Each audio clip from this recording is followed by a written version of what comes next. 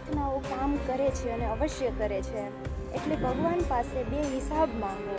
આપવાવાળો તમને કંઈ પણ આપી શકે છે. બસ તમારી શ્રદ્ધા સાચી હોવી જોઈએ. એટલે ભગવાન પર આસ્થા જરૂર રાખવી અને ભગવાન પાસે માંગતા રહો. એમના સામર્થ્યની બહાર કંઈ પણ નથી.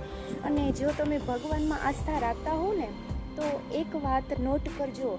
જ્યારે તમારા જીવનમાં કોઈ મોટી મુસીબત આવવાની હોય અને કોઈ કઠિન પરિસ્થિતિ આવવાની હોય ને તો ભગવાને એ કઠિન પરિસ્થિતિની પહેલાં, એ મુસીબતની પહેલાં તમારા જીવનમાં એનું સમાધાન લખી લીધું હશે.